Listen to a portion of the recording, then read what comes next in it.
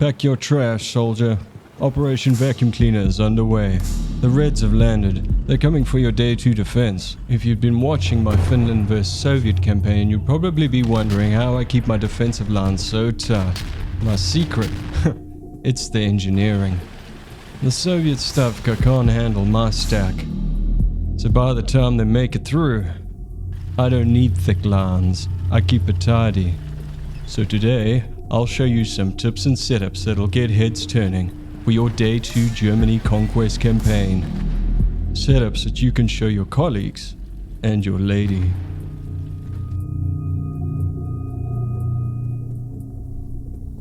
The first thing you're going to want to research is small defense. This will provide free units at all defensive positions and make your life easier while you're still learning the game. Next, you'll put some points into Field Engineer for fortifications, AP miners for anti-personnel mines, AT miners for anti-tank mines, although you won't really need AT miners on Day 2. That's for later. Lastly, you're going to want the Opel Blitz engineering truck for extra mines and resource replenishment for your dedicated engineers, AP and AT miners. It's an ammo truck for your utilities. After each match, you need to resupply your units. Here we resupply a rifle squad, which replaces lost units and restocks ammo. Also remember, for supply vehicles and engineering trucks, it's often cheaper to purchase new ones rather than resupply them, as ammo is harder to come by than manpower points. For your Day 2 loadout, throw in any trash equipment you salvaged on Day 1, along with your engineering truck and your AP miners. In this section, Klaus and Jürgen are going to help Manfred set up some basic home security to protect against some local livestock thieves. Klaus, who also has a bachelor's in S-Mines, also has his inventory open to demonstrate how strong he is. Klaus will left click and select the mine icon. He's going to then press and hold his shift key and left click multiple locations in front of the front door. Once he's done, he's going to break utility context by right clicking. Jürgen, who graduated top of his class, is going to show us how he lays tank traps. He's going to open his placement window and he's going to select the tank trap icon. Like Klaus, he's going to hold shift and left click multiple positions to lay the traps. Once he's done, he can right click to break context.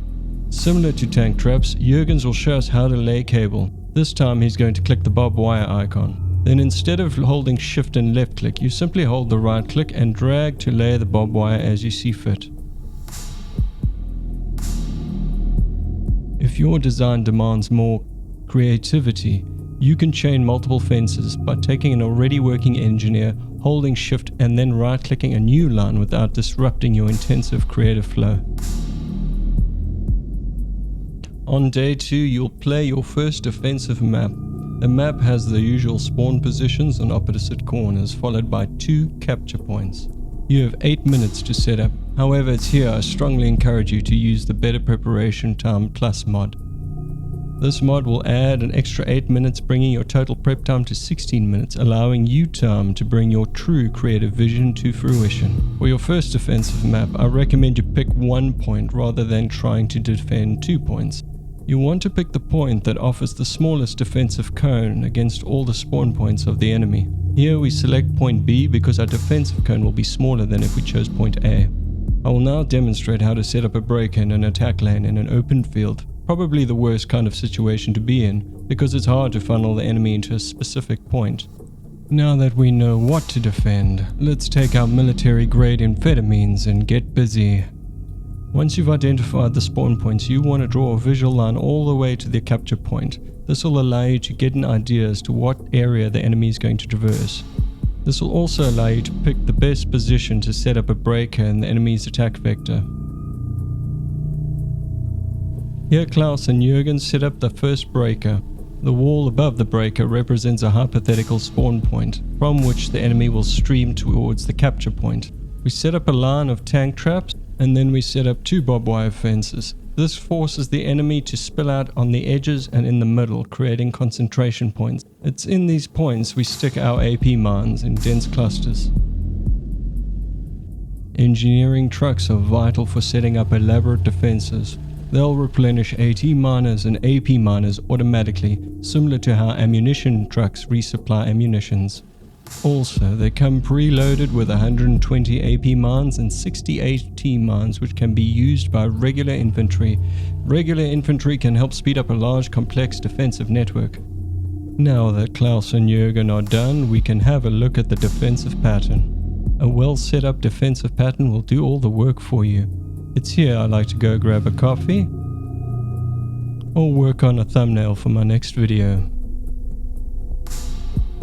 Let's have a look at how the defensive line works.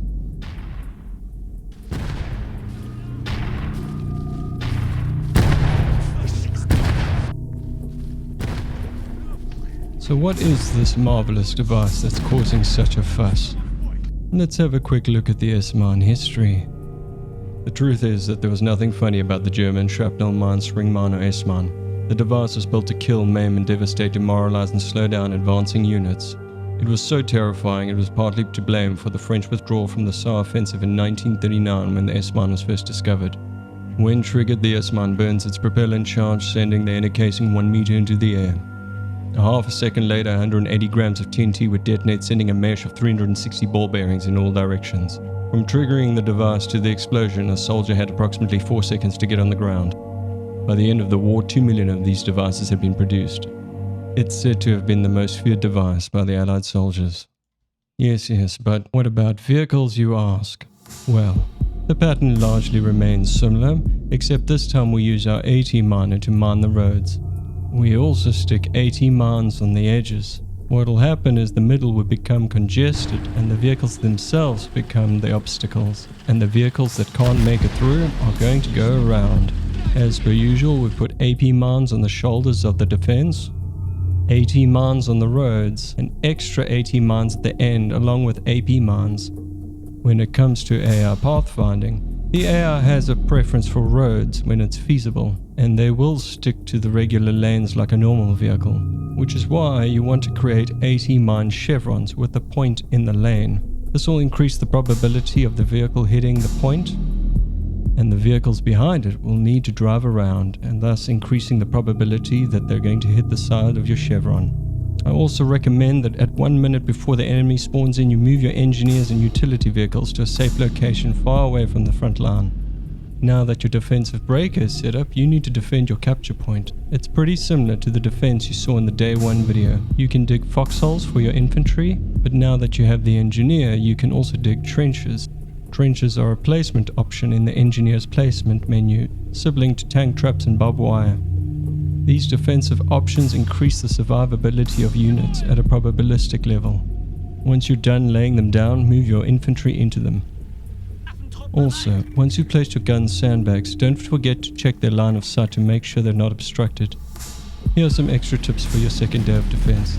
If it's not obvious, I recommend using your pause key to maximize your actions in the countdown to the enemy arriving. I also recommend changing the ammo for all your anti-tank guns to AP and then locking the unit's ammo type.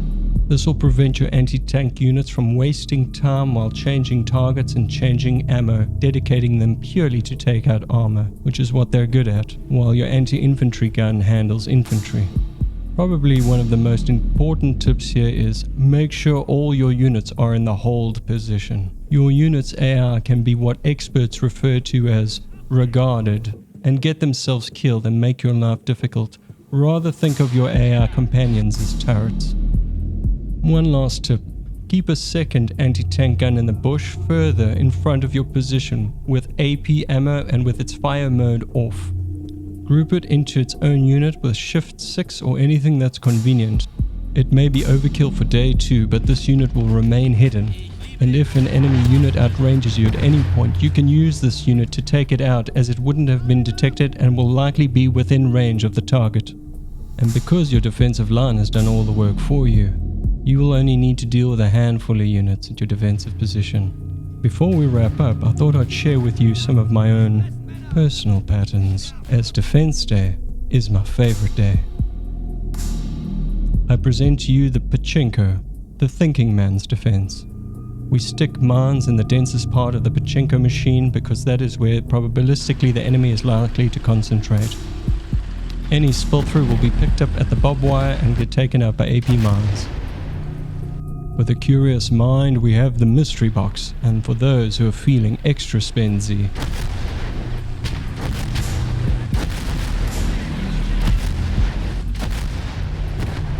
And for the strong silent type, we have the shaft of victory.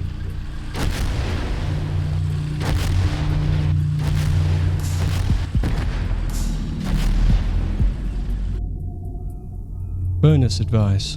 If you need to defend an urban environment, don't stress. The buildings and the roads themselves become the tank traps and entry points, allowing you to close off areas and set up more efficiently. This usually allows you to set up extra dense concentration points which can be loaded with mines. As you can see in this map, I've closed off 2 large areas and created 3 entry points which I've loaded with mines.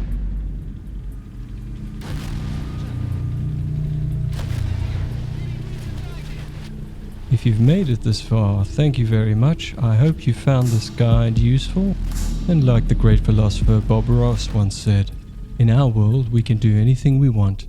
This is your world, there are no limits here. Lay AP mines however you like. Share with us any ideas you might have in the comments section below. Until next time, cheers.